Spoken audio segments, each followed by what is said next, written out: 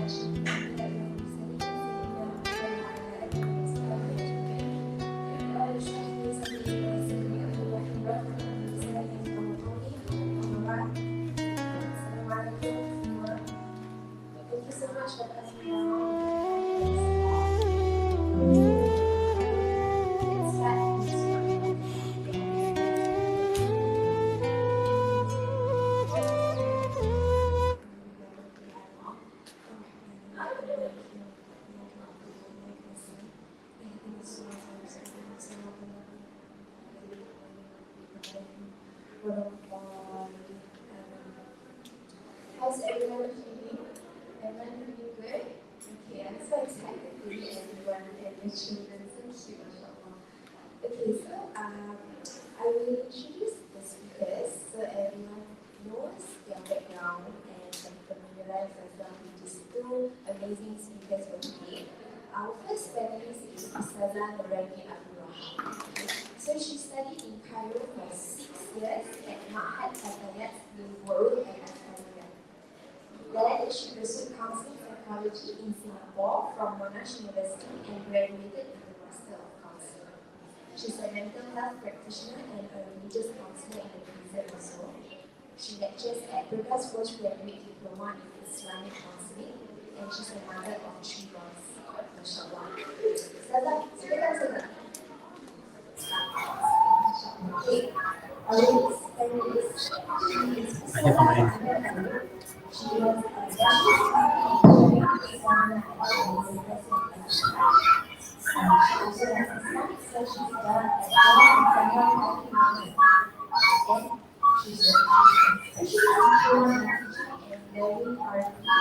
founder of Untitled and she's the mother of 4.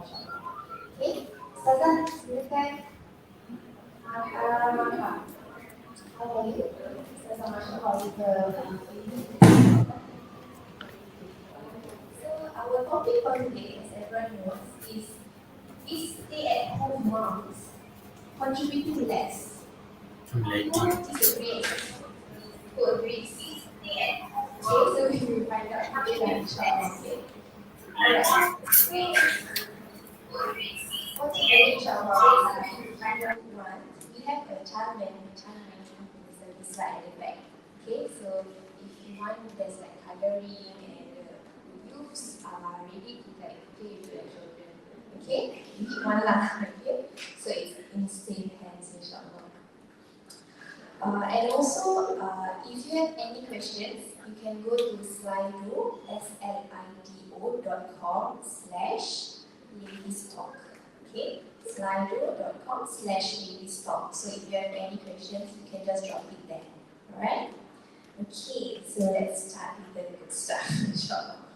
So our first panelist will talk about some of the questions that I will now say, some of the questions pertaining to stay-at-home mom. Okay, so what is the role of a woman, a wife, and a mother?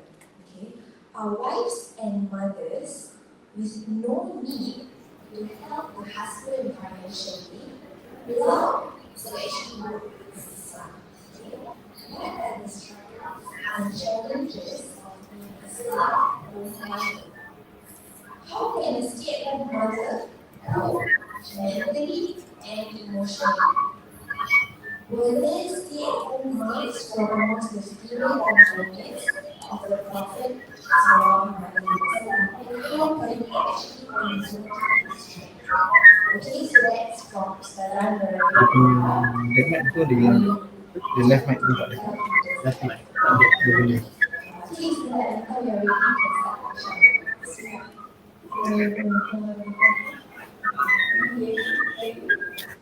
Right, so the first question is, what are the roles of women, right? Women, wives, and mothers.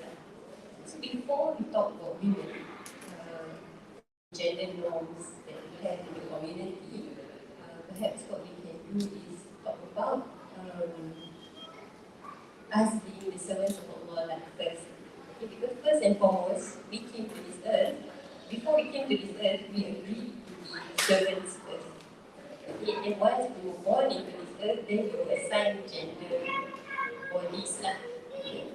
So before we came, we already knew that we are here to incline ourselves in servitude for Allah.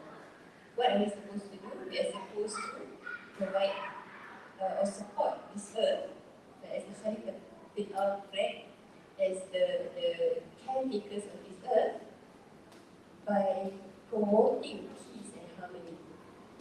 Right? Okay, so that is our first duty.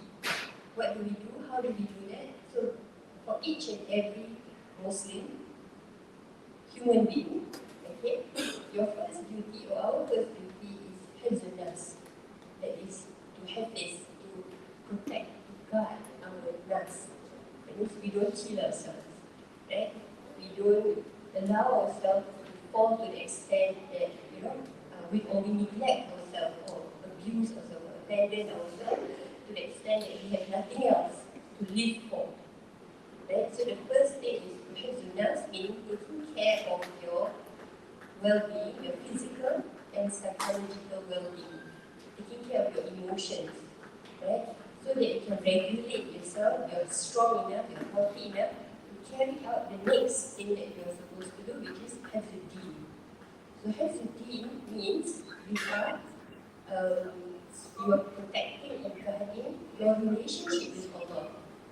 You are protecting and guarding your role as a servant of Allah. What do you do within hifz? Solat, puasa, bayar zakat. Right? So these are our duties. So your first duty is do you remember? Hifz. Okay, hifz, which is taking care of your soul, taking care of your physical and psychological health. The second one here is hifz, which is taking care of your religion, taking care of your responsibilities or relationship with Allah, right? By performing ibadat. Okay? The third one is hifz, protecting and preserving your mind.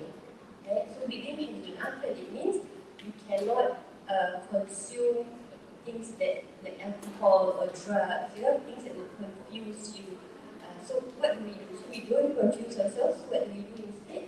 We seek knowledge. We get to know things. We find out what are solutions. Okay? So this is the first three. Can you recall what's the first one? First thing you have to protect your nerves. Okay, your soul, very good. Second? Okay, your mind. What else? What was it? D. Okay, so these are three things that you have to protect first. First and foremost, as a human being, whether you are male or female, you have to do this for yourself. If you are of sound mind, and baligh, that means you are a person who has reached the age of maturity, these are your responsibilities. Okay, it doesn't matter male or female. You have to pray, you have to shower, you have to brush your teeth, you have to go to school and learn and study and find knowledge. So these are the three things which we consider as ibadat. These three things are considered as ibadat. Okay? So when you are stable, when you are healthy, when you are secure within yourself, you know your identity as a human being. You know what you're bringing into this world. You know your purpose. You know the meaning of your life. Then you are at a stage where you can have contracts with other people. So contracts in Islam, we put in the category of mu'amalat. Mu'amalat means your interactions with people. So mu'amalat has got two categories. The first category is marriage, family, contracts between you and the person you used to marry. Okay, you as a steady, healthy, stable human being, right? Signing a contract with another human being in marriage. Okay, that is the first contract that you can do. When you are healthy, when you are stable, you can also go into contracts for jobs.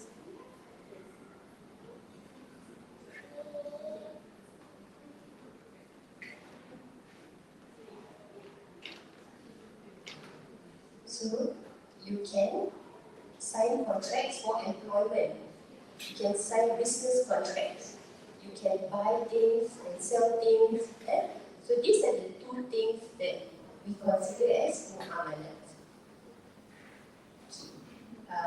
So the first part, so now we know that Sharia is divided into two sets that we live every day. The first part is considered as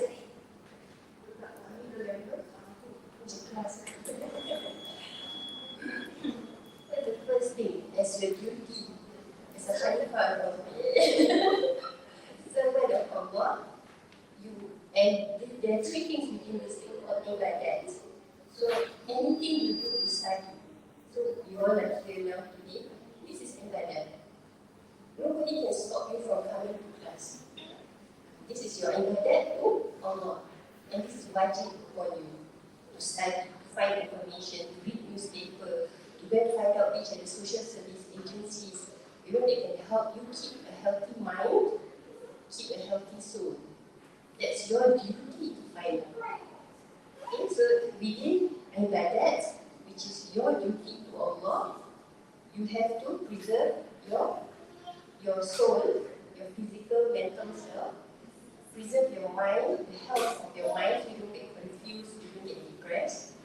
Preserve also your deen, your relationship with Allah. Okay? So that's what it is. So this is the responsibilities of a human being. Not yet woman yet.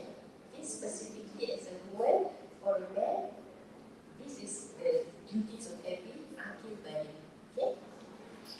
The second thing, so now we are going into what is your duty as a woman. So women, sorry, what's your duty as a wife now? So if you are steady, you are stable, then you can regulate yourself, right? And you are healthy, you can go into contracts of marriage. So what is your duty as a wife? Okay, so before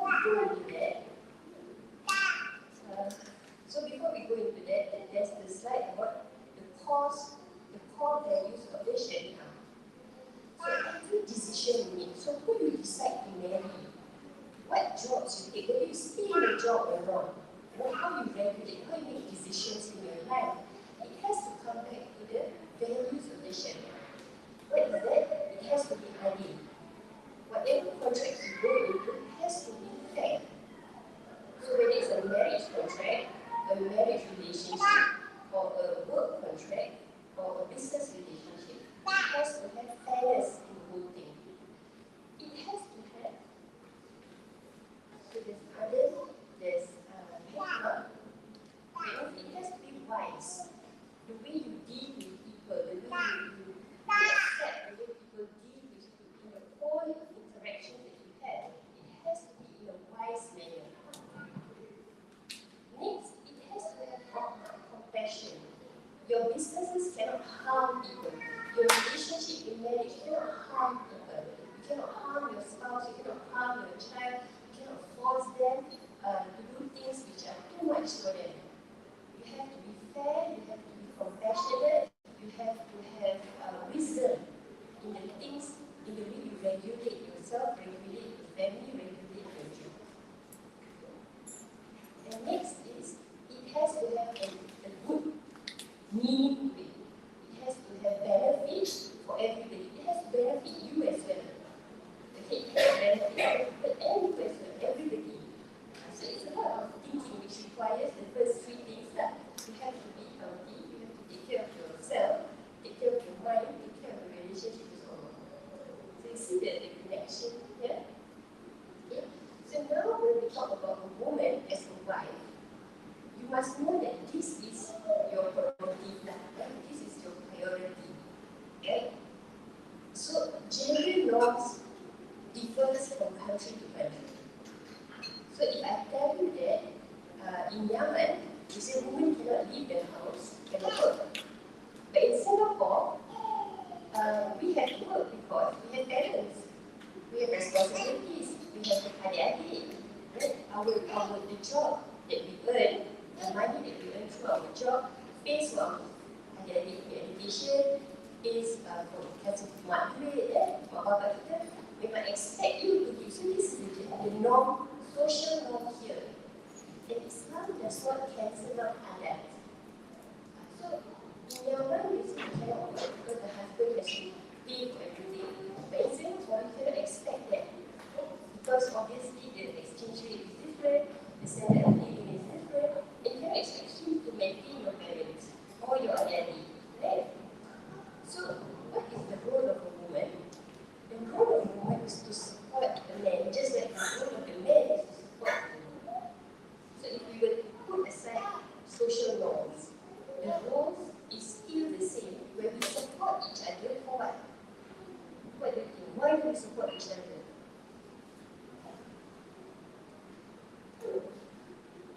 No wrong answer. The well-being of the family. Well-being of the family, real family, you need, right? For the well-being of everybody. What else? Why do we need to get married in the first place? Why do we get married? For what?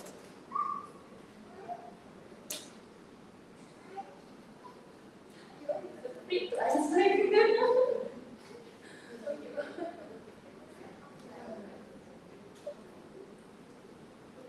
I'm going to stop it.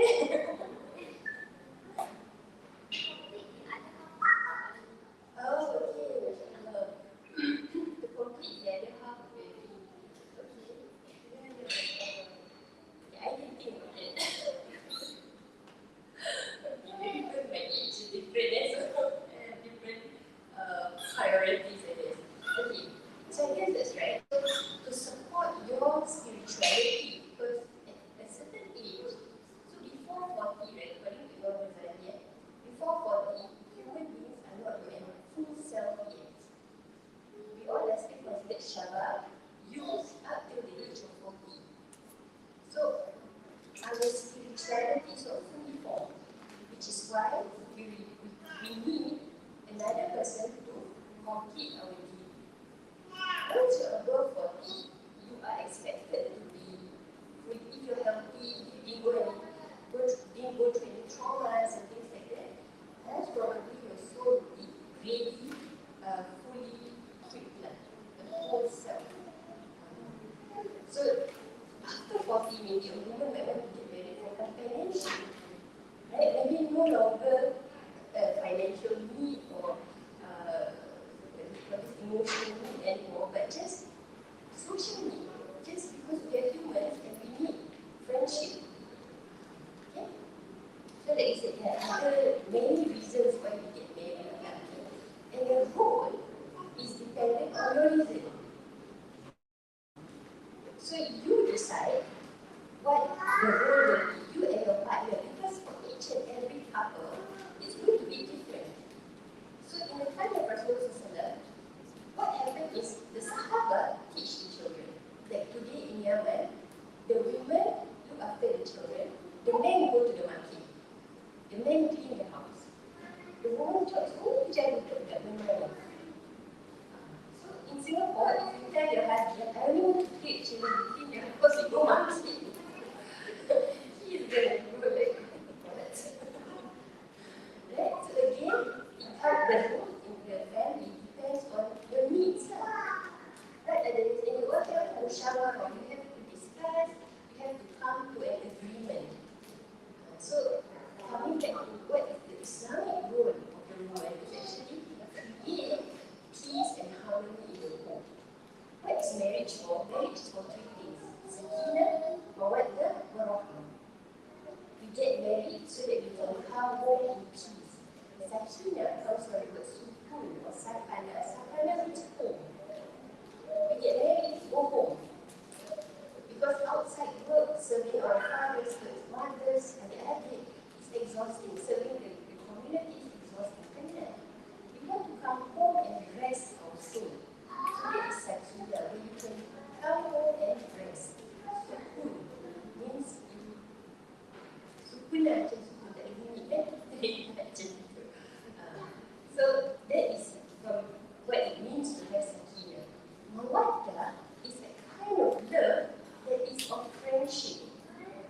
Allah wadud kan? Allah's love that is a friendship kind, which is giving and taking, and you know, the way you are with a friend. It's how people are when they're old married couple, and they just kind of like, you know, they just blend with each other, they're like one person. That is mawaddah, a friendship, completing each other's sentences, each other's deen, you know, each other's food as well, and you see what people. So yes, that is mawaddah. Rahmah comes from Allah's name Ar-Rahman. So Allah's name Ar-Rahman means the love that is the love and compassion that wants to take away pain from a person. A person who has rahmah is a person who is very empathetic, that when he sees somebody in pain, he cannot. He take the pain. That is rahmah. So in a home, the reason why we get married is to have sakinah, mawaddah and rahmah. Both of you, the husband and the wife, must be like this. They must have this friendship with each other. They must have this peace with each other. They must have this ability or this wanting or inclining to take the pain away from the partner. Marriage in Islam is a partnership. It's like a work partnership, business contract partnership. Because this life is hard. There's a lot of challenges. When you have children, you're going to be extra challenged, right? Yeah, so that's why you need a partner to go through this journey and then, to better life together. So again, what are the roles of a woman in a marriage? It really depends on the needs and the limitation and the strength that each partner brings into the marriage. So if let's say I cannot cook, my husband can cook, okay? So then he cook lah. You cannot say my role is to cook. Nobody can say that, right? Maybe my role is to clean because he will have to clean or something like that. So it's really dependent on you. So our job is to support each other. So we are all like shepherds. He will look after you and your well-being so that you can function. And your job is to look after the home and the children. Okay? So that is the thing about friends.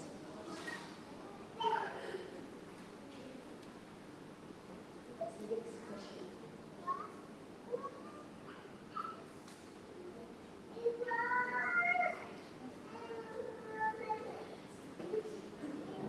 Testing. Okay, so answered what is the role of a woman, a wife, and a mother. Next is our wives and mothers with no need to help the husband financially, actually allowed to work in Islam. I continue. Okay. So coming back to whether we can work, whether we can or not, working can or not. So in Islam, Islam is a religion, I said, coming back to the Sharia, it's a religion of freedom, it's a religion of justice and rahmah and whatever is the maslahah or the benefit, whatever benefits are given. So if a woman the husband provides for everything, she does not need to work, but she has family members. She has parents, she has adik-adik who she needs to contribute to, then she would have. So it's not ingrained in stone.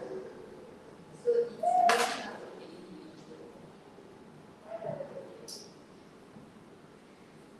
Sorry. What are the struggles and challenges of being a stay-at-home mom? Okay, so we are talking about Singapore, right? Our struggles in Singapore is that firstly financial instability. Because if we are a stay-at-home mom and our husband does not earn, because we have this thing called per capita income in social services, so minimum is minimum PCI per capita income in a Singapore family is 600 per year. So if he's bringing, if let's say there's 4 of you in the family, it has to be 6,400. He must earn more than 2,400. If he does not earn that, then you're going to be very tight. And that's for low income. That's considered as low income. Middle income is 1,000 per year. So if he does not bring home 4,000, it's going to be still very tight for you. So financial instability is something we face as stay-at-home moms when we stay home. The next thing is social disconnection. Because when women stay at home, they become main caregivers of the entire family. Caregiving, as you know, you have one child that's already at home. If you have 3 or 4, I got no words already. The words just end. Yeah, that's going to be more than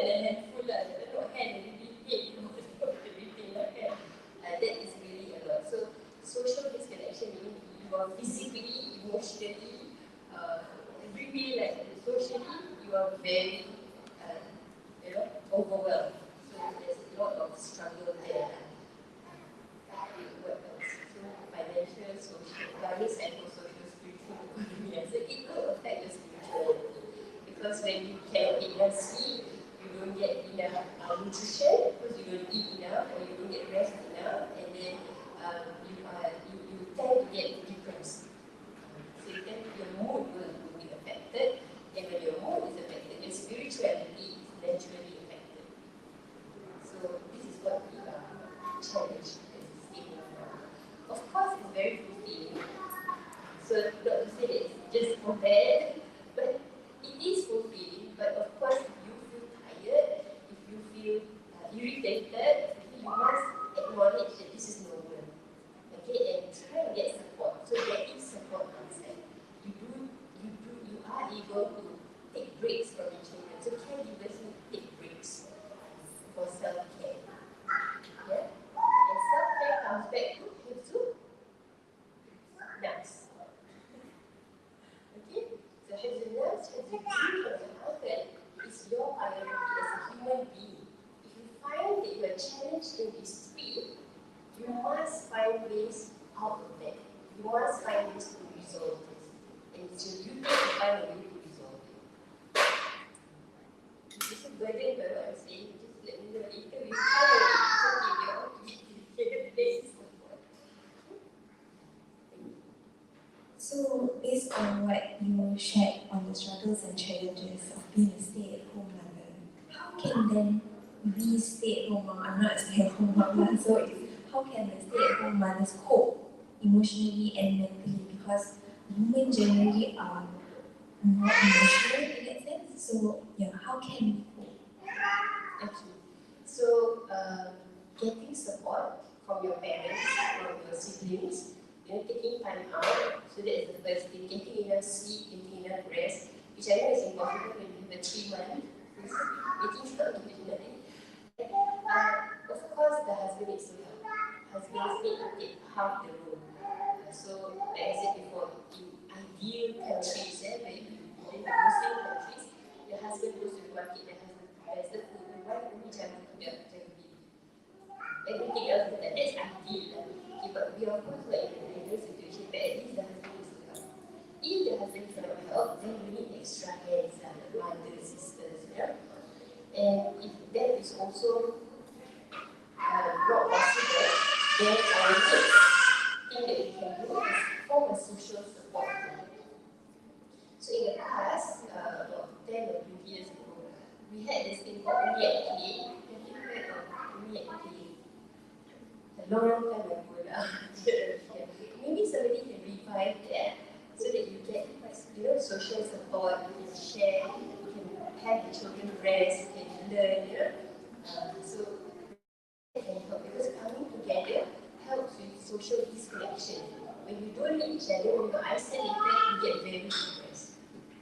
So meeting people is very important. Okay, if you have any questions, don't forget, just go to slido.com/ladiestalk. Okay, thank you. Okay, Sarah. So, okay. Can you share an example of the past companions of the Prophet? Maybe someone who was a stay-at-home mom that we can actually relate to. We can embody their strength. So of course we have Rasulullah's daughter, Sayyidatina Fatimah. So she had 4 children. And Sayyidina Ali, as you know, is busy. He were also of the low-income family. They didn't earn very much, and she stayed at home and she was hungry a lot. So if you were to look at their lifestyle, there's what we can embody is patience, patience, and then her also getting social support. So what we know is that Sayyidatina Fatimah used to have help, somebody come over and look after the children, while she went out to visit others.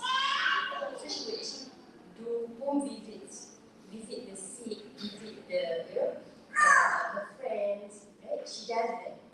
So if people tell you that your job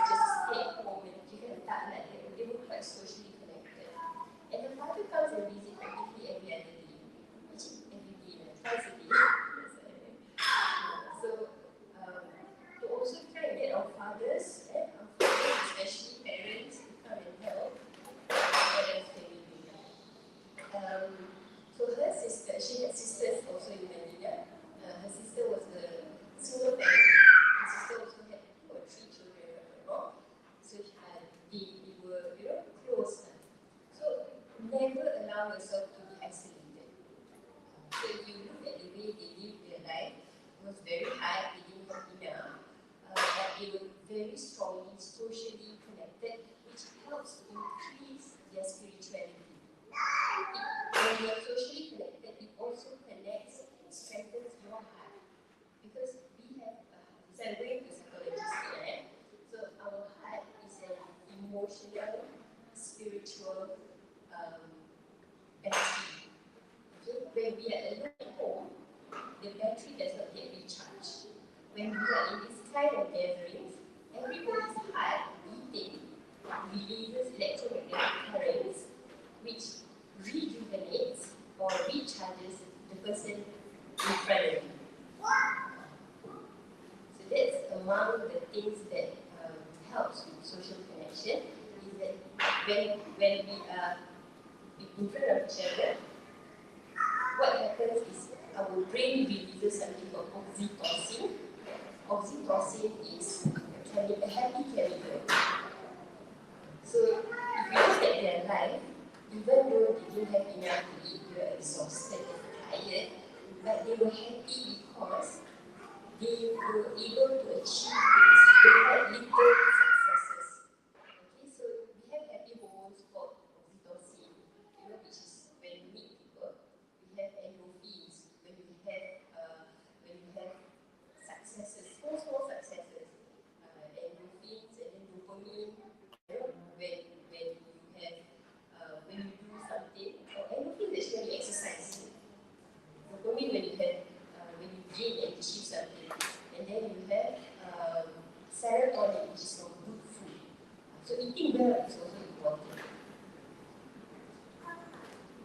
Okay, so I really like what you shared earlier. So maybe we can look at some of the takeaways.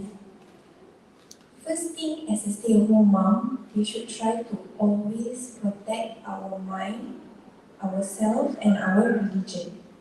Some of the indicators that maybe can indicate, maybe we are not taking care of ourselves or our religion or our mind, is when our other rahmah, hikmah, and maslahah here is not, we are not able to give that.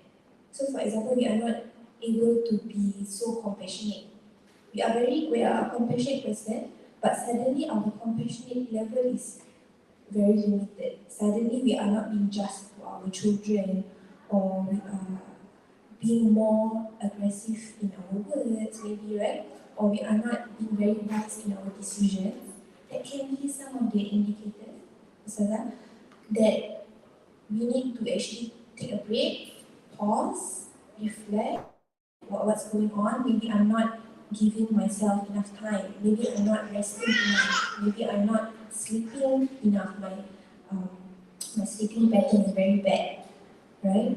So we have to actually, in our daily life, just take a moment. Every time we feel guilty, we do something, we feel, okay, this is not right. Why did I do that? Maybe because what happened? You need to look at the triggers. What was the triggering point? And then just take a moment to just, okay, I need to recharge here, okay? So that's my takeaways. Ustazah Suaidah, lama tunggu. Sorry, okay. Alright, now moving to Ustazah Suaidah. Sorry, Kak Izzy, the slides. Yeah. Okay, so some of the questions that she will present for all of you today, inshallah, is the first one. Is it true stay-at-home moms now are contributing less or not contributors to the community at all? So why did this question come? Because some of the, according to some, they actually hurt the economy because they represent untapped potential and potentially large losses to the economy. So basically, it's part of the economy. So because of that, the perception that stay-at-home moms are not contributing to the community. So is that true? So that's the first question. Okay. Second one, is being a stay-at-home mom better for the upbringing of the children? Third question, some or most modern mothers today prefer working and dropping their children at childcare. Is this healthy for the children's upbringing and education? Okay. Number 4, is there such a thing as a super mom or are these unrealistic societal expectations?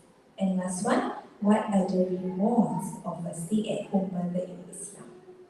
Okay, Ustazah, ready?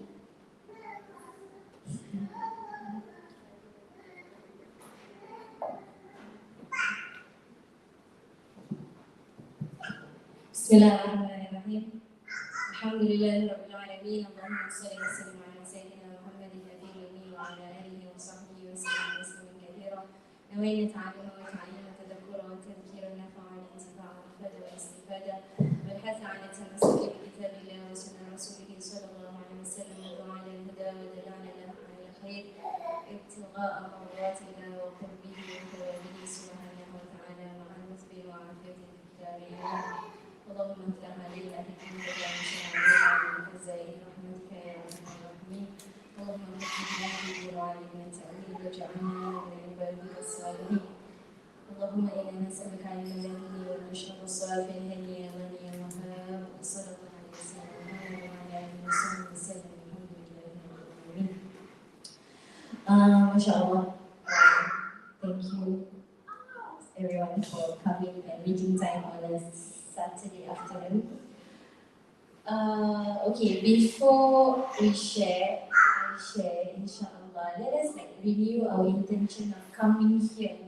That we come here to be closer to Allah, to improve ourselves, to be the best version of ourselves, and not to, and not to fight against the situation that we are in right now. InsyaAllah, ya Allah help, insyaAllah. Bismillah, kita mulai. I would like to share this quote first before we start. Can not this slide, it's the other slide.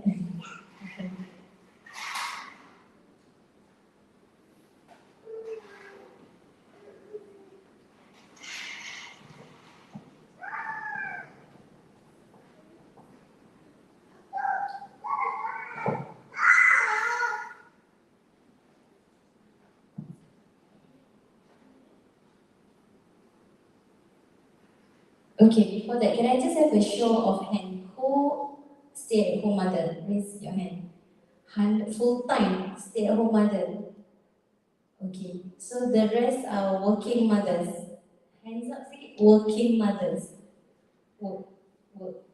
Who is stay-at-home? No, working at home and stay-at-home mother. Apa orang kata kan?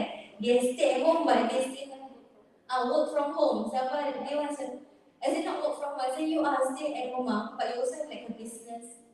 You know that kind of thing. Okay, satu je. Okay, the rest full-time stay-at-home on full-time working. Noted. Okay, let us go through this quote that I always speak. This is for me also.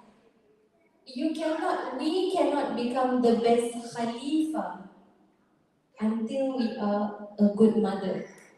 A Khalifa is someone you have responsibility. So let us define Khalifa as leaders. You know, when you go to work, because when you go to work, you have a responsibility. Betul tak? Okay, at this definition. And then you cannot become, next slide. And you cannot become a good mother till you are a good wife. Next slide. And you cannot become a good wife till you are a good daughter. Next. And you cannot become a good daughter till you are a good servant of Allah. So I think Ustazah Nuraini has already shared in detail. So these are like the priorities. You don't go out until you have already done your responsibility as servant of Allah, humble Allah.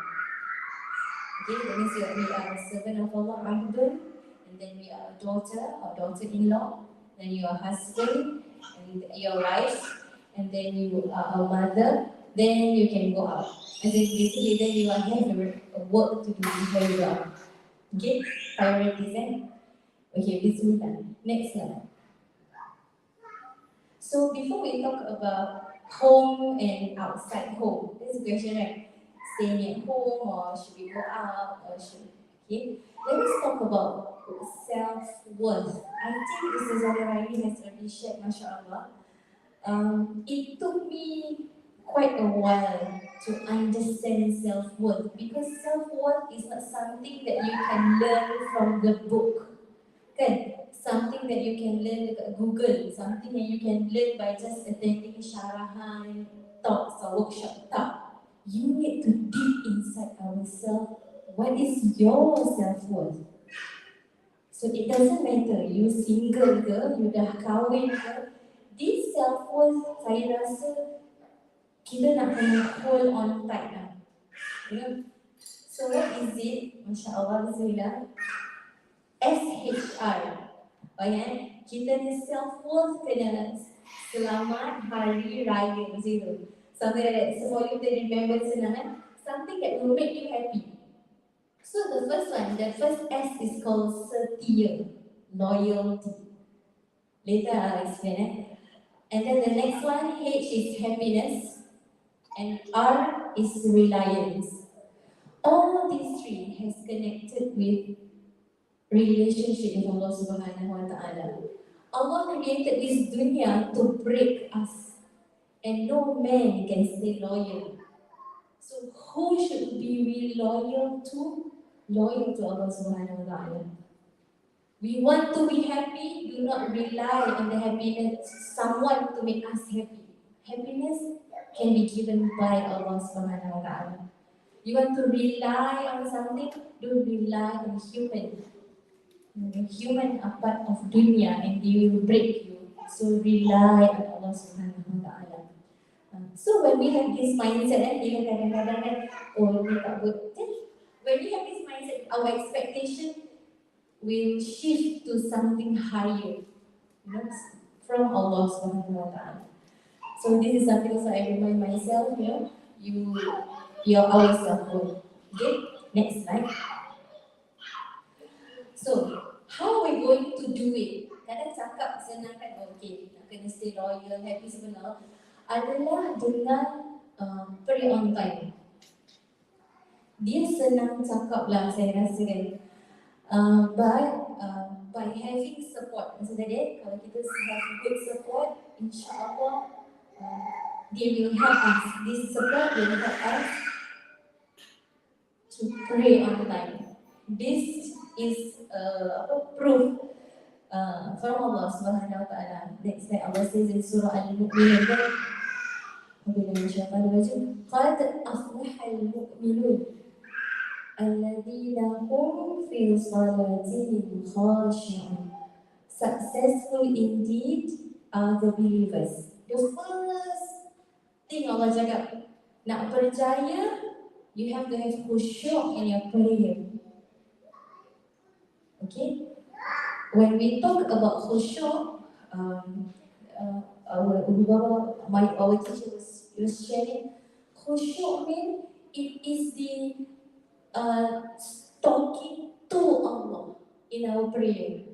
We have been talking about Allah to people, especially if you are a mother kan. Kita sit nagging je dengan anak-anak kita, cakap nak solat, kan? We are talking about Allah, but kita jarang talk to Allah.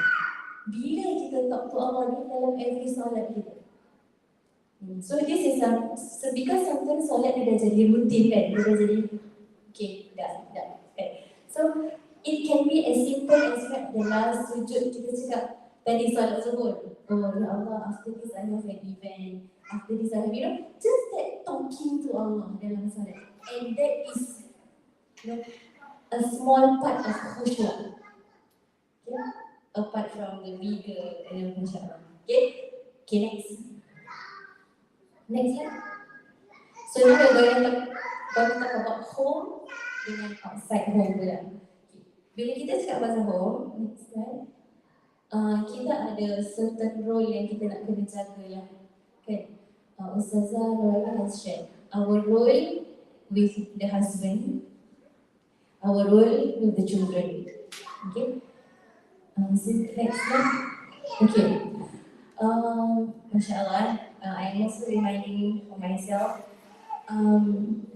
bila kita cakap pasal husband, it is easier said than done. Like I said again, bila kita attend classes, hadis-hadis Nabi, Masya Allah, kita tahu betapa tingginya martabat suami dalam hidup seorang isteri.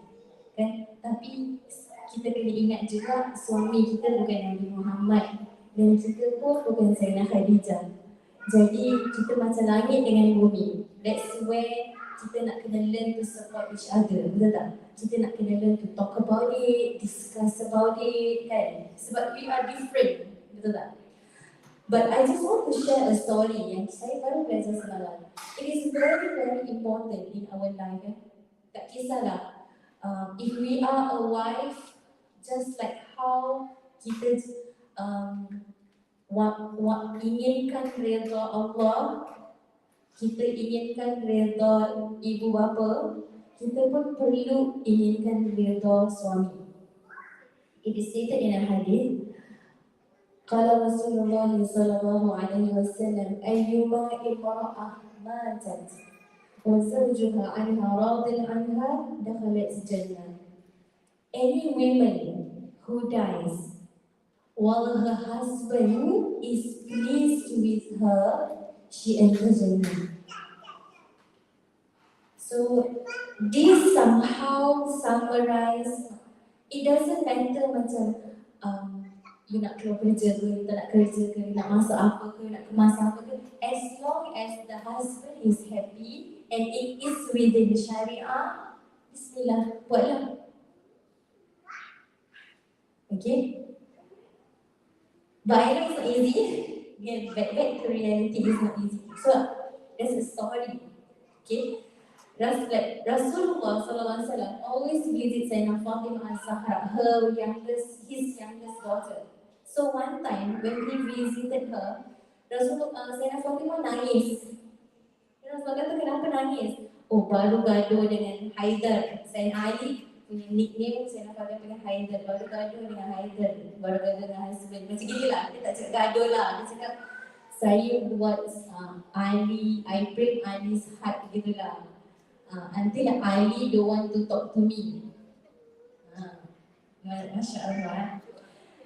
And then I say sorry, I already say sorry to my husband, but my husband still keep quiet.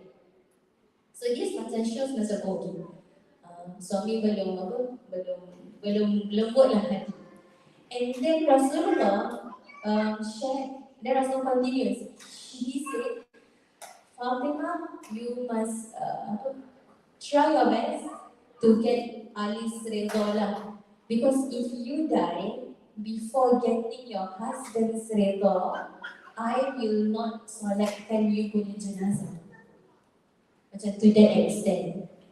Okay? But remember, he is Sayyidina Ali, she is Sayyidina Fatimah. Okay? We are never like them and we will never be like them.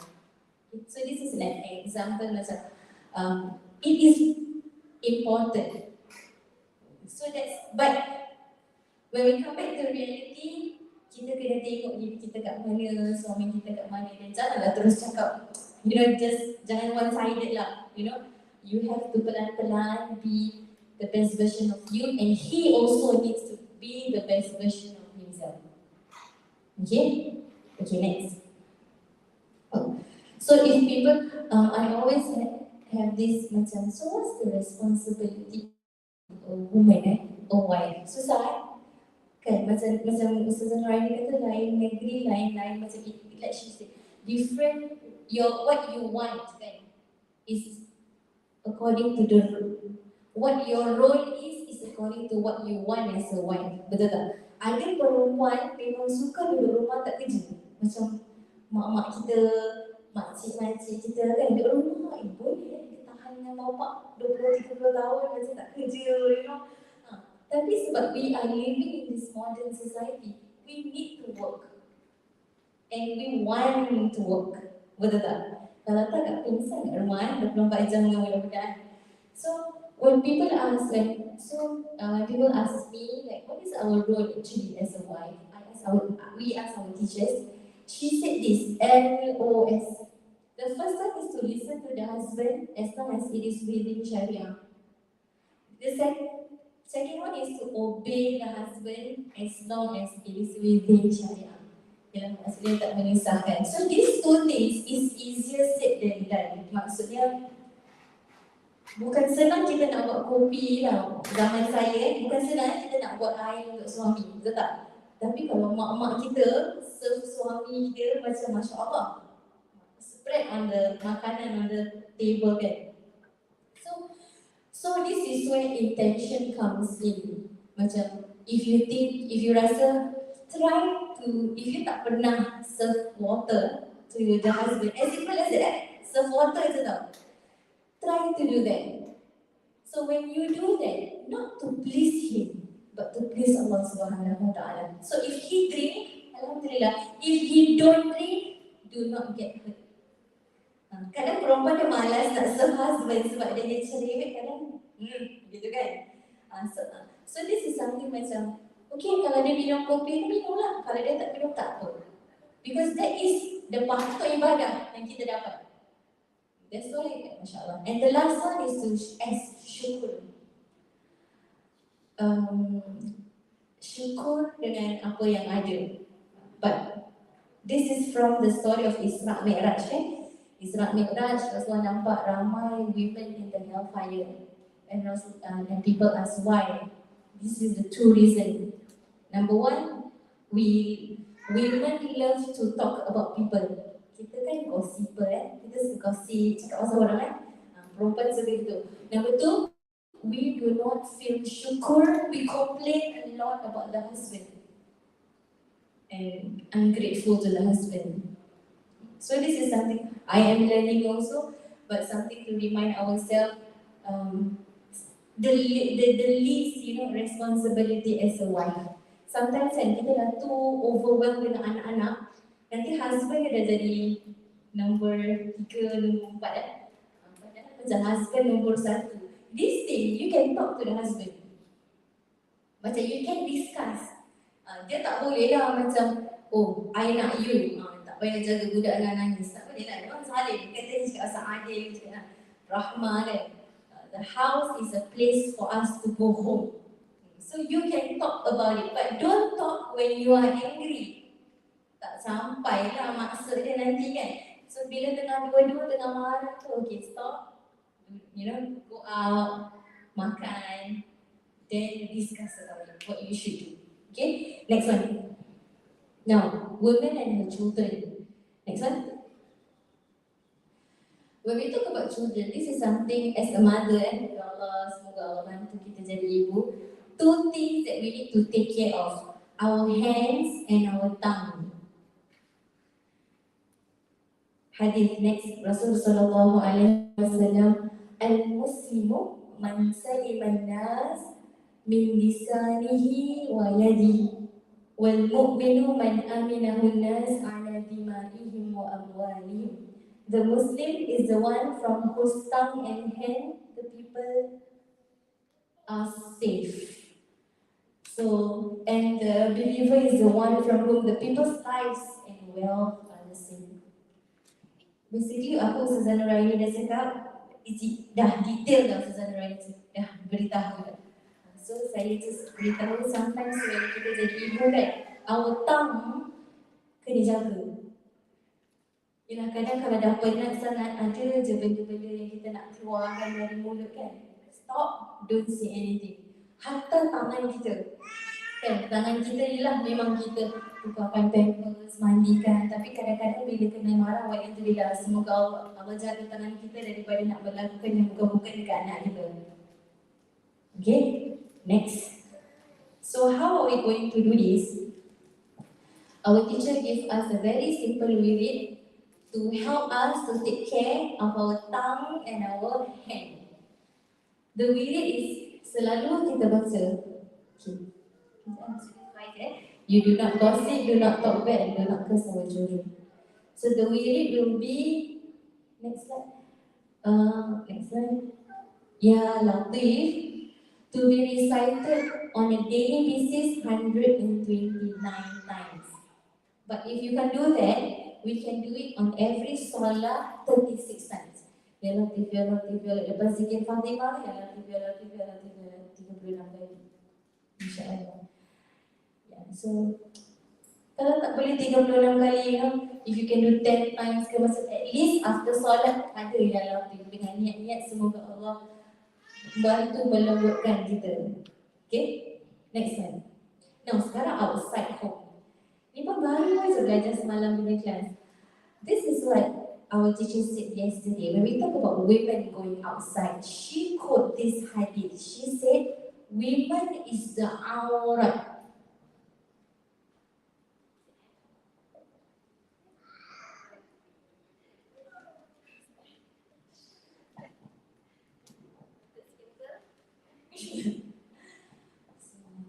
Women is the aurat. So I am quite, mashallah, amazed by when our teacher was saying this. So what does it mean, women is the aurat? Our teacher quote the hadith. The meaning of the hadith is, if the women go out, the shaitan is very happy. Because the women's presentation, the women's gerak-geri, movement, the women's smell, sense will attract the men, even if you don't intend.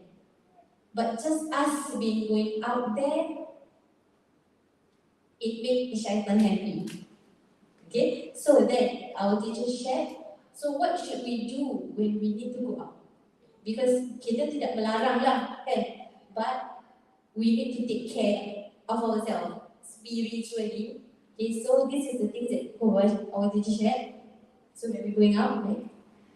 Number one is to make intention when we go out. So lepas kita keluar, bismillahirrahmanirrahim semua, then you tell yourself, what do you want to do today? Okay, I want to go out for the sake of Allah. Lagi apa? As simple as I want to go out, I intend to go out to cover our aura. Kita cover aura kan? You know, sometimes kita terlupa stocking, sometimes kita terlupa hand socks. But the moment kita keluar, kita make intention, I want to go out because I want to cover my aura. Nanti tak ambil. Automatic teringat hand sock ke stocking yang terlupa. Or many other intention. Although you keluar ni, you nak pergi kerja tak? You keluar ni, you nak hantar parcel ke, you nak send and fetch your children ke kan? But then, apart from the main intention, list down the many intentions that you want. Nak pergi pasar je pun, nak pergi pasar. You list down lagi. Oh, I want to seek knowledge. On the way nak pergi pasar ni nak seek knowledge. Intend je. Mana tahu nanti jumpa siapa-siapa nak ajar. Okay? Just make it as many intentions. So you can even list down, saya list down lah untuk budak-budak kat belakang pintu tu. Nanti diorang hari-hari kan keluar kan. Dia bukan I go to school for the sake of Allah, nanti macam-macam. I want to make friends for the sake of Allah, I want to apa-apa lah yang diorang tulis. So nanti bila kat belakang pintu sebelum diorang keluar tu, diorang dah make this intention, dah cakap. So this intention somehow Allah dengar, dan nanti at the end of the day, nanti dah malam, dah penat, dah balik. Nanti you fikir ini, Allah kabulkan this intention. So, Masya Allah, this works lah, subhanallah. Okay, so you make intention So, number 2, do not over tabarruj. Tabarruj is makeup, but you do not over makeup. Okay, I think everybody clear about this. Number 3, okay, this is not easy Do not look and talk with non-mahram men unnecessarily.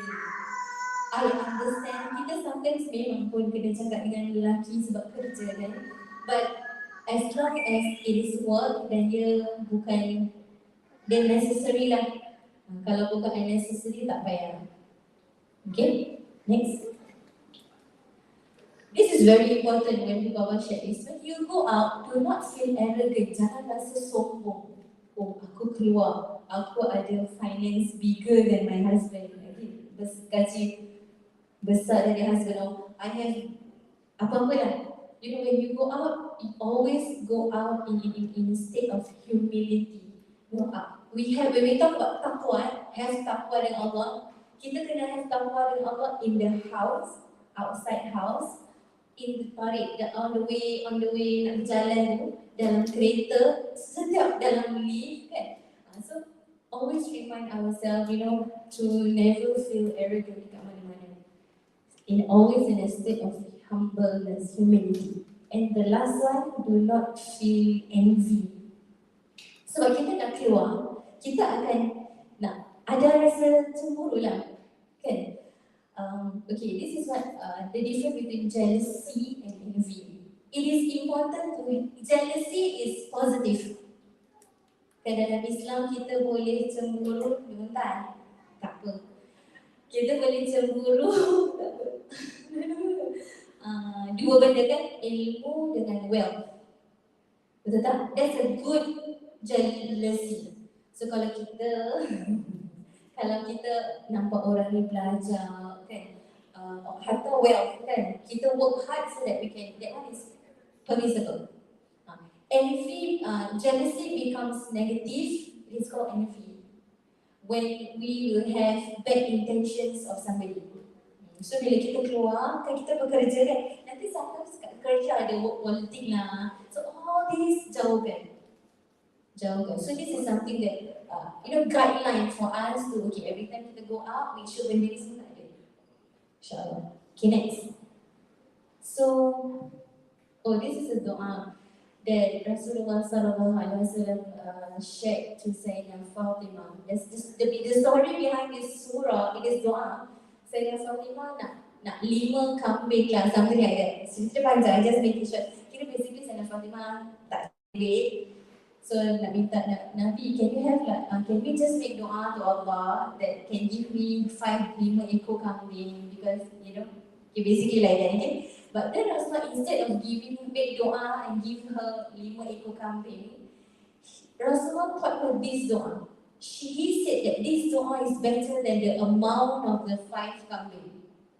Ya awwal al-awwalin, ya akhir al-akhirin, Ya Dzal Quwwatil Matin, Ya Rahimal Masakin, Ya Arhamar Rahimin. Then you make a doa.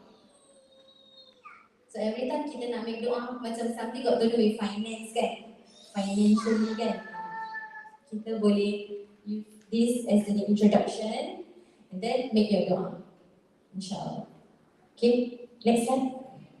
So here are the questions just now. So do stay-at-home mothers contribute less?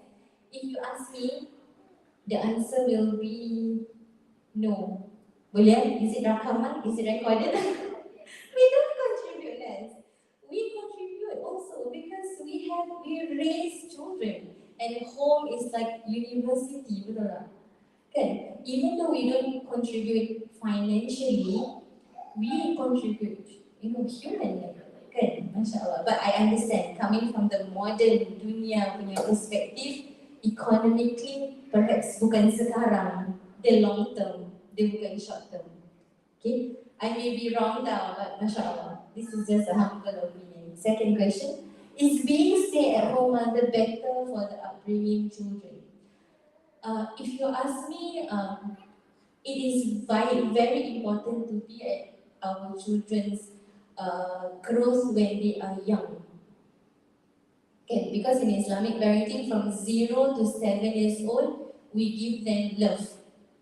8 to 14, we discipline them. And then 15 and above, befriend them. So that means that when I was learning prophetic parenting with the teachers and Baba, I told myself I only have 14 years with my children to give love and discipline them. So after they Sec 3, after they 15 years old, I have to befriend them. Meaning I dah tak boleh control them anymore.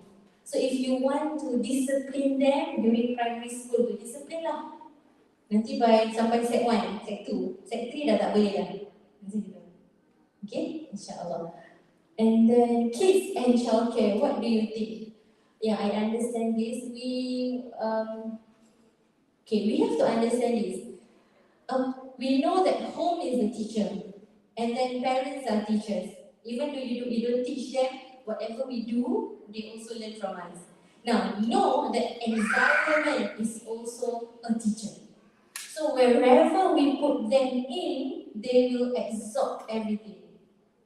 Because the child's brain macam sponge. Yeah. So if you want to put them in childcare, make sure you choose wisely. Bismillah, okay? Kenapa tu? Tengok each other. Yeah. But if memang saya faham husband and wife kerja dan tak ada orang jaga kan, make doa, when we make decision and always pair up with solat hajat, solat isyarat. Semoga kadang-kadang kita dah bopian Jadi kalau Islam, childcare selalu apa? Selalu penuh. Nak kena letak dekat Christian punya childcare. We make intention, and make a lot of doa. At the end of the day, Allah protect our children. He is the best caretaker. Okay, next question. Is there such a thing as super mom? Alah, tak tahulah, saya rasa tak ada kot. Bedek lah kalau kita kata super mom tak pernah tengking ke jadi puzzle macam anak bedek. Kita kat luar je, calm and compose. Kat dalam rumah dah macam hak lah, betul tak? Reality dia kan. So I think that's why Ustazah Nurani shared macam we need to know our trigger, and then when the time to self-love, leave the children, leave them. Tak apalah, mereka nangis sekejap. Leave them, you need to recharge and get back. InsyaAllah. Okay. And the last one, what are the rewards of stay-at-home mothers in Islam?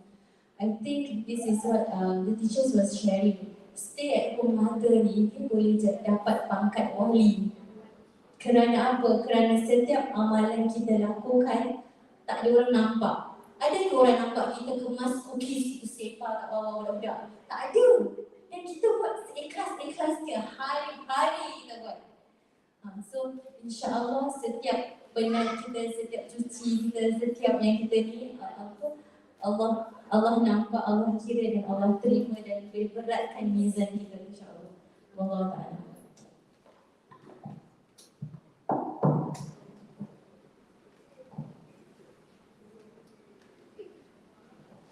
Okay, Masya Allah, syukran Ustazah Suhaida.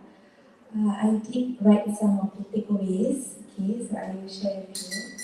So, we are actually the first madrasah for our children.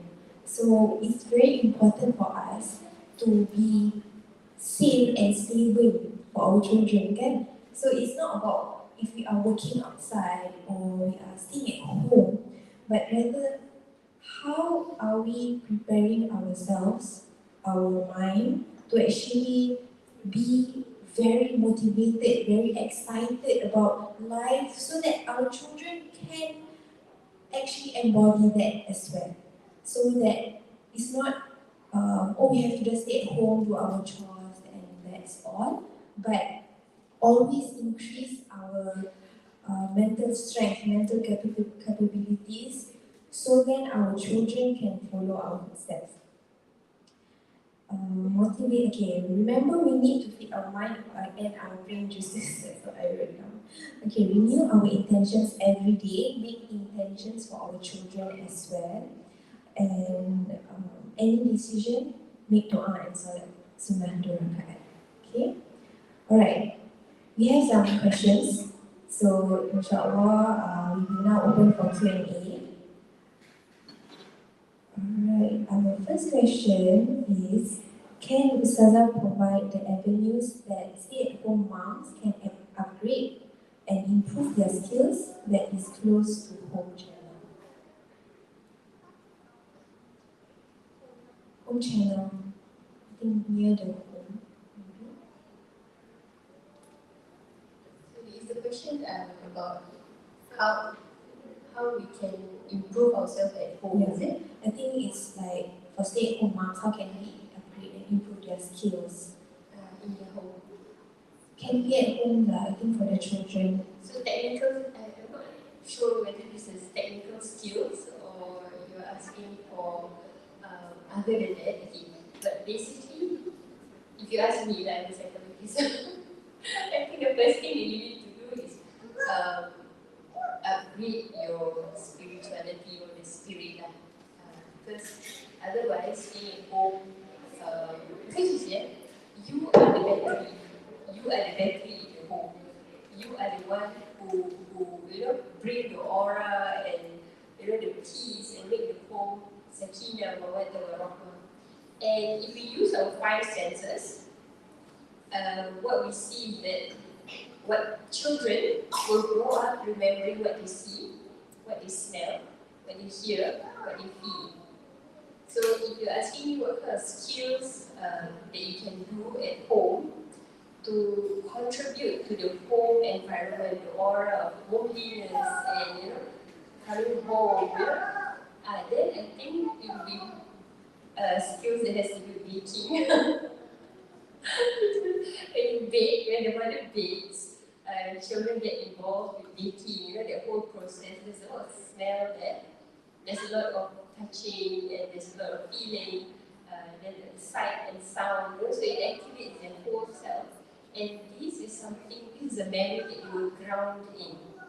A memory of safety, a memory of happy times, and a memory of fulfillment. So, perut berkenyang kan, bawa bersedap, beri bersedap, laughter. So anything that has to do with cooking, anything that has to do with baking, anything that that helps children remember with their five senses. Not only children, but even for you and your husband and your family. Okay. The other thing, skills that has to do with sewing. So I have a friend who sews everything in her house. Her mattress cover, so she sewed this. Then I'm saying and all the children's clothes she sewed. So those are things that children wear and we in the family see. Okay. So anything that contributes to homeliness. I'm not sure if this answers the question, whoever asked the question, about skills that we can do to promote homeliness, sakinah, mawaddah, warahmah, right? So allowing an environment that will ground children in what they see, what they hear, what they smell, what they taste, and what they feel. And if, let's say, you have issues that interferes with your spirituality or with the mood that you have in your house, because we are women, so any skills that has to do with being mindful, any skills that teaches you how to catch your thoughts, check your thoughts, change your thoughts, and moving forward, motivating yourself, anything that has to do with your psychology would help in the long run, because the children, like Mr. Snyder is saying, children pick up, they absorb your energy. So any skill set. So even if it means going for a course that has to do with any psychological courses, obviously, or even courses like speech and drama, that still helps because you are animated and the way you deal with the children, when you pick up skills. So that's for me. I agree with that because when I was staying at home, I akan tengok skills future ni courses. So I attended all those baking and sewing and Montessori lah, Just I even took my doula cert because of the children. I don't take doula to be a doula, but to do the doula for my children. So I have 3 home birth. Basically not because, but because I learned and I want to practice it. So mashallah, this is important for skills because when you learn, you also meet people and you get recharged. I even attend skills future punya fermented makanan, macam nak buat so, macam nak buat so all this macam it makes me happy tau. Nanti my husband macam apa je lah nak buat, nak pergi kelas buat sharing, kau boleh beli je. Like somehow it makes me happy and stay sane. So I want so saya buat macam so.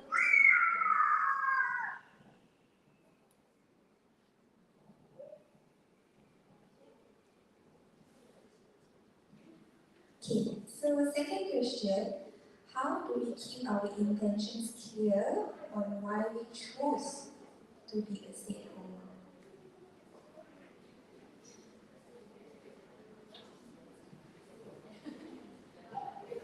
Okay, so intentions. When it comes to intentions,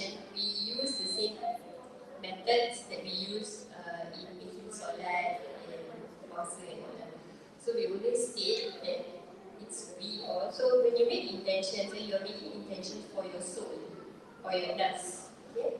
So keep in mind, bring your decision state. As I mentioned khusyuk, right? So khusyuk means being present, bringing your soul to the front, and the soul is making the intention that it is a servant of Allah, and that we are serving Allah in the home. We are serving, we are working, we are Allah's workers, right? But we are working at home, and we are bringing into the home what the Sharia, the values of the Sharia, which is safety, keamanan, iman, belief, and trust. We are building a trust in the home.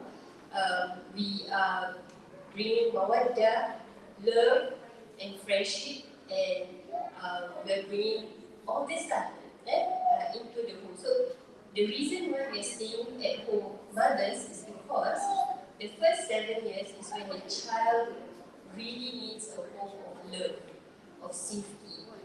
Attachment issues, attachment disorders happen when the mother is absent in the first 7 years. Then the child will start to feel abandonment or neglect or all sorts of attachment issues that will lead to attachment issues in adulthood. So why do we stay home? It's mainly because we are serving Allah, not serving the husband so much, but we are serving Allah in molding this next generation.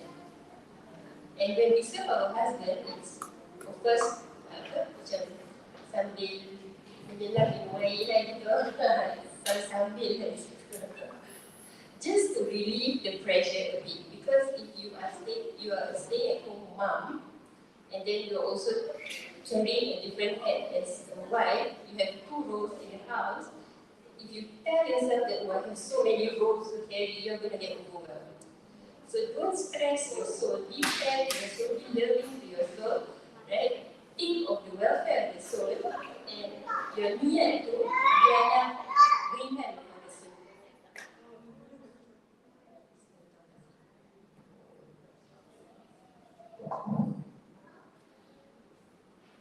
Stay in clear intention, stay at home mom kan question. I think the meaning of the question, if you ragu-ragu tak, if you're from a working mother, then you nak jadi stay-at-home mother, is it like that? So if you are in that state, then you need to, I think if you're a working mother, right, then you decided to berhenti kerja, ambil 1 year unpaid leave gitu kan, and then, betul tak? And then you nak stay-at-home mom. I think the first thing that you need to do is the intention you need to tell yourself is solely for Allah, number 1. And it's not easy tau, dia cakap senang kan. And then the next thing you need to do is you have to lower expectation. Lower your expectation.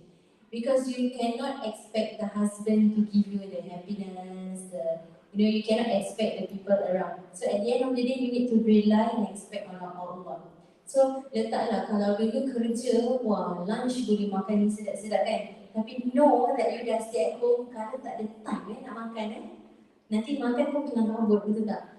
So these are the things that we sacrifice. And this sacrifice tak ada orang nampak. Husband kita pun saya rasa tak semua lelaki pun nampak kan. But then we do this for the sake of Allah.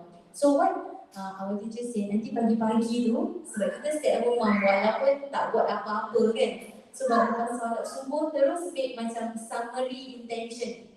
What, Ya Allah, whatever I am going to do today, I want to do it for the sake of you. Stop. Because sometimes kita macam sibuk kan. So tapi nanti bila teringat tu, renew intention.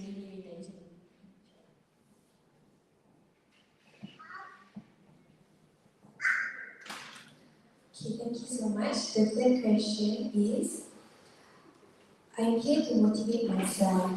Sometimes we just caught up with daily routines and feel like we're doing less. Not out there in the community. So it's more of a motivation.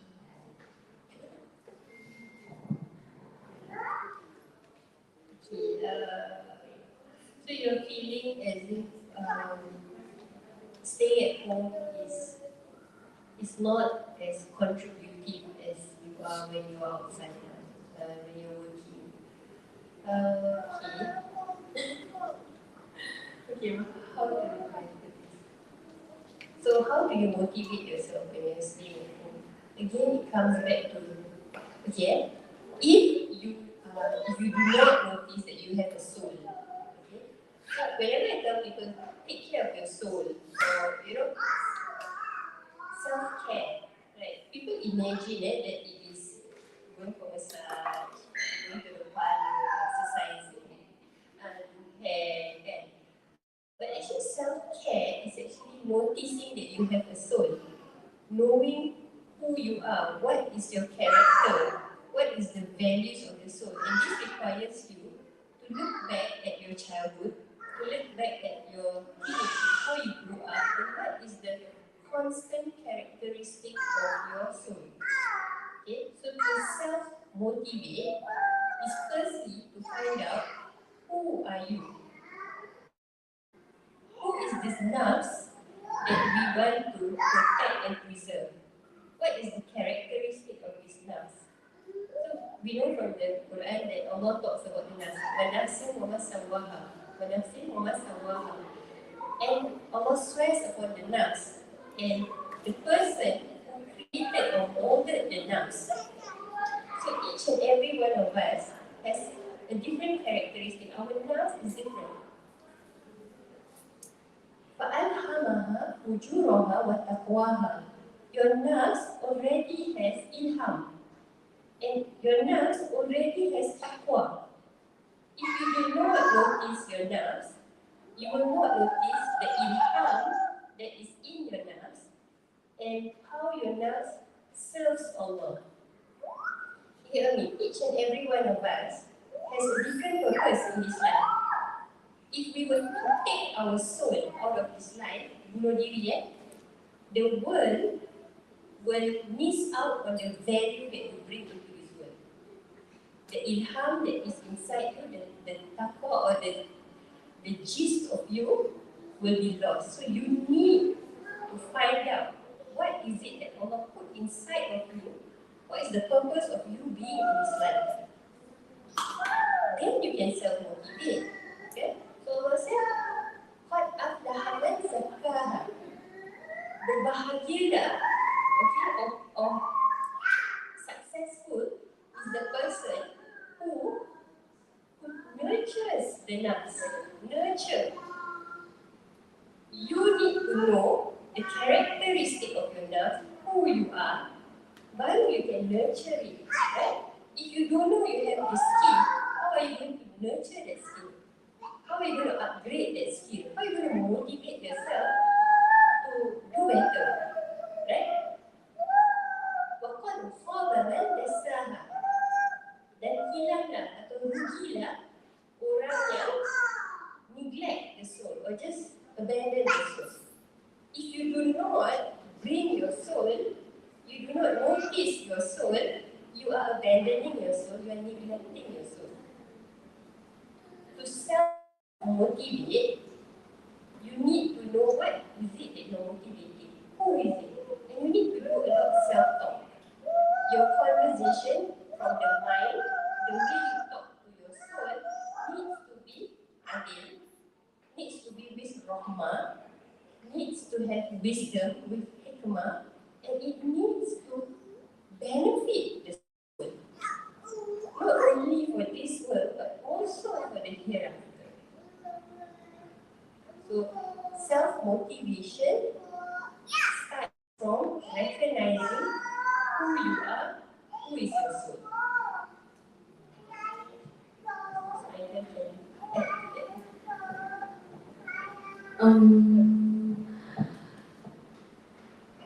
For me, like when I need to self-motivate myself, this is what the teachers remind us, like to make the ummah of Rasulullah happy.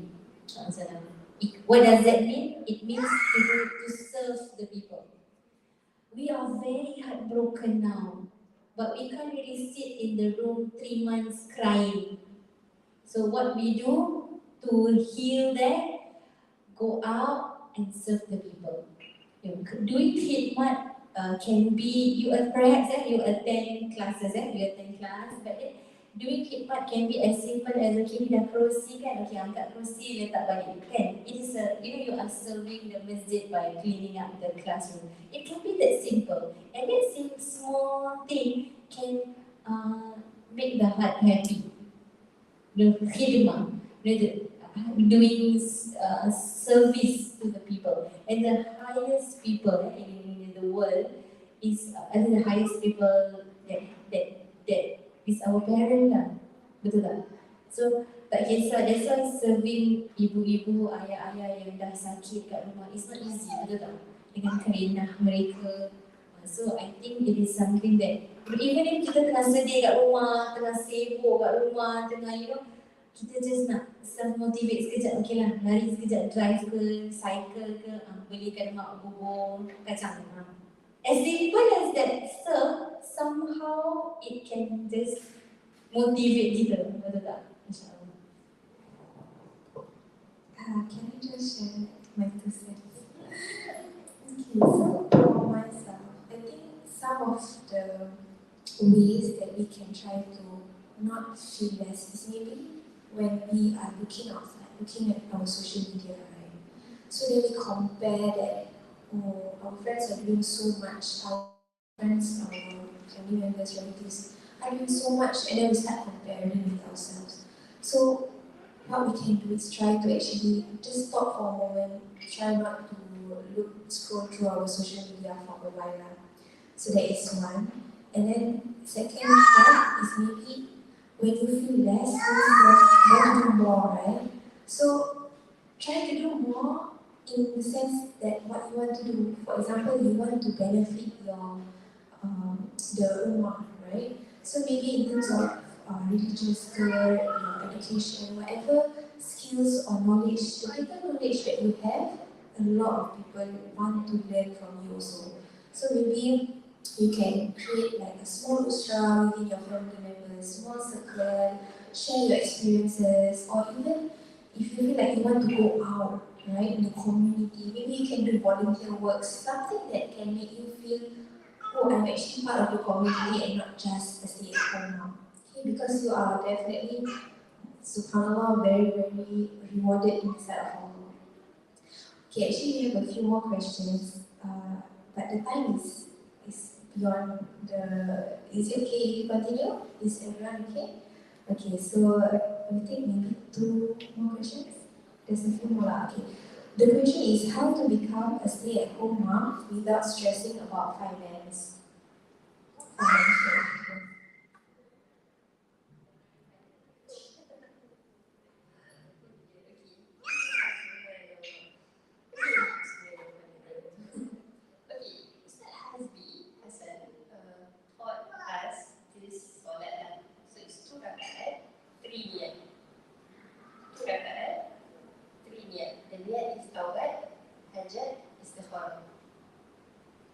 Before you break kerja, before you stop working, if your heart is already feeling uneasy, worried, I would advise that you do not make the decision yet. Pray sunnah, taubat, hajat, istikharah in 2 rakaat every night. Every night or every tahajud lah, okay? And wait until the time when your heart is at peace with the decision. Because you have to remember the daruriyatul khalas, the 5 things I mentioned just now. Hifzul mal, the protection and the hafiz of property is actually wajib upon you. Even women need to have property in Islam, right? You having property is wajib lah. That's why you will get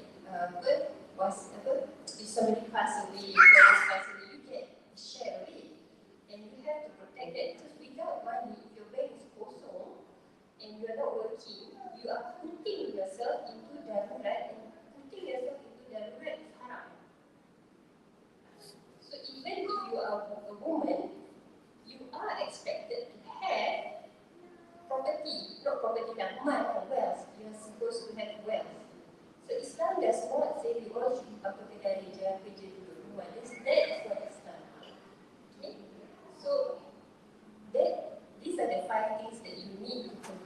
yourself as a person who is of sound mind, with wisdom, okay, exercising wisdom and fairness to yourself.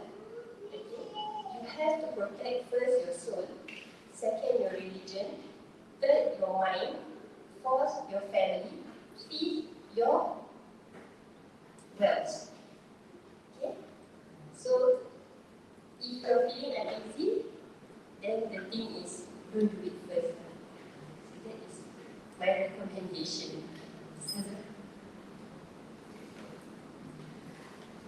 Yes, I agree. I think this is something that I have in mind. I'm 100%, so either you need to be financially independent because you don't know, even if you got married, you don't know your husband can die first or he will separate you and then you'll be alone again. At the end of the day, kita nak kena financially independent.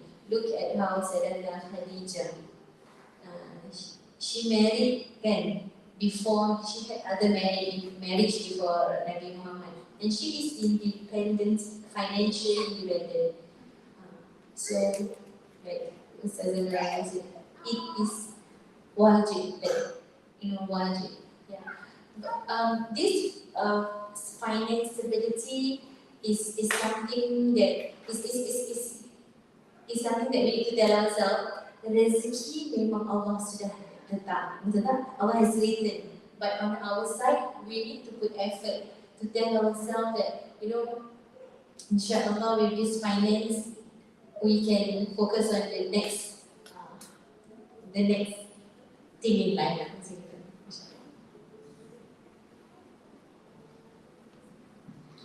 Okay, Bismillah.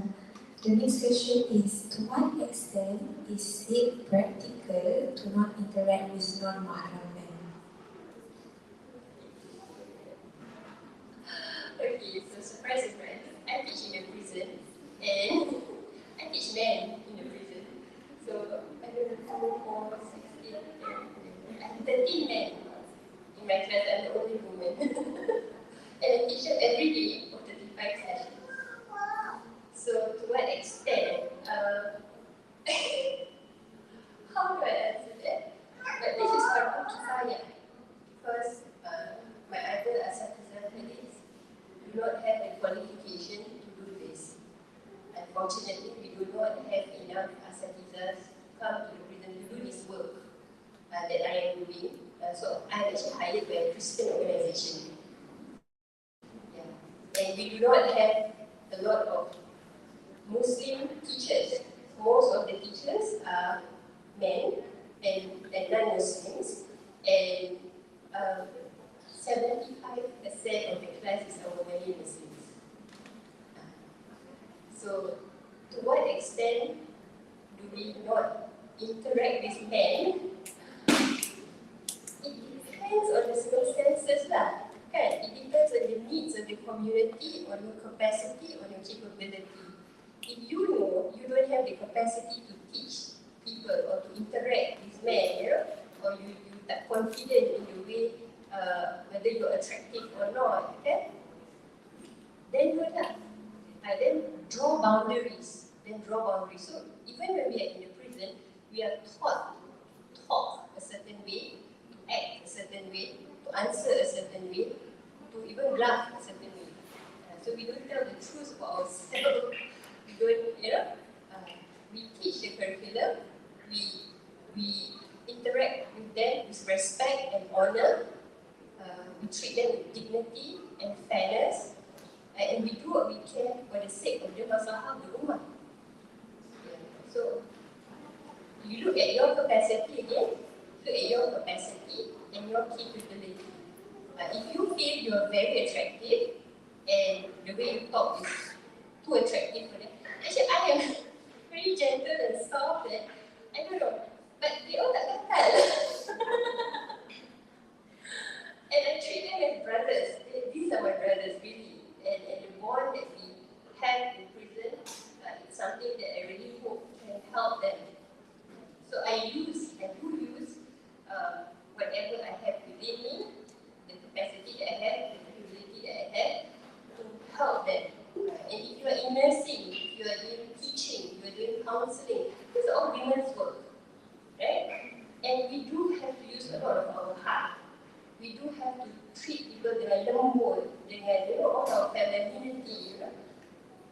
But then we draw boundaries in the way we talk, in the way we carry ourselves. So our intentions need to be very clear, and the vibes that we put out needs to be very, very clear.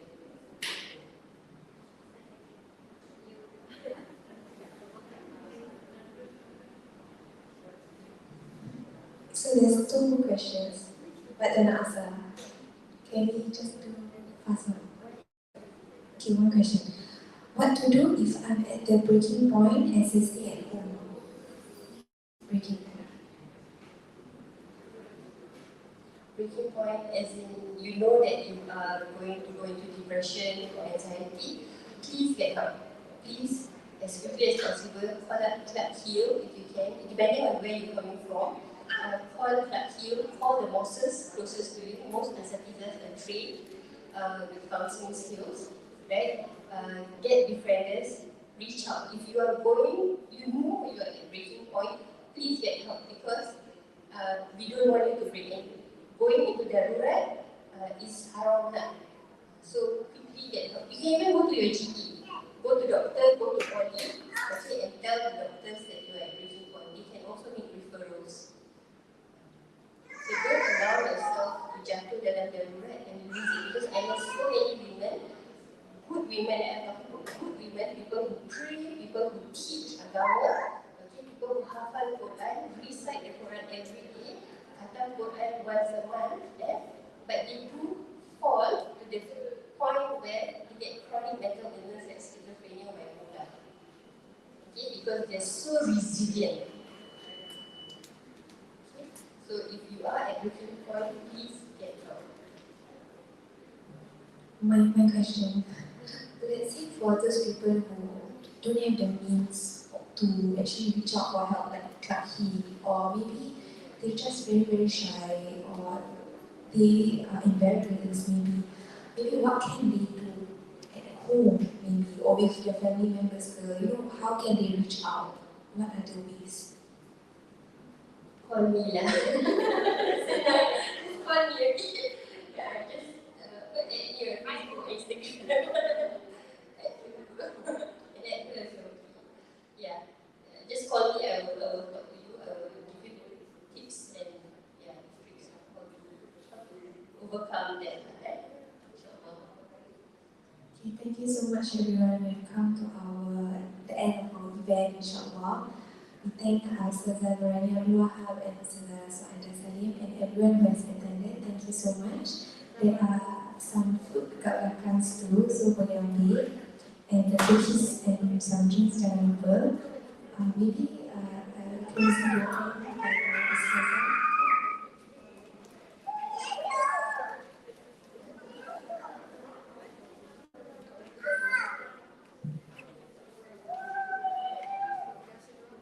Bismillahirrahmanirrahim. Every doa selepas menuntut ilmu kabul. So saya baca selawat terus everybody make your own doa. Okay. Bismillahirrahmanirrahim. Alhamdulillahirabbil alamin. Allahumma salli wa sallim.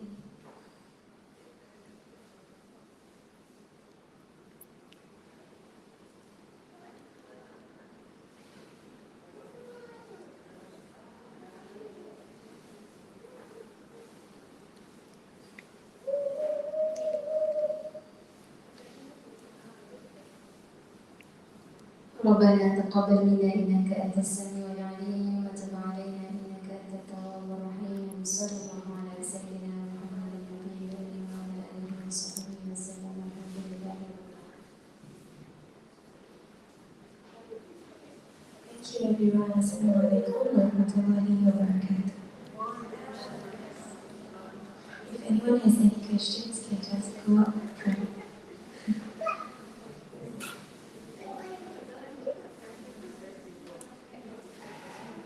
Thank you.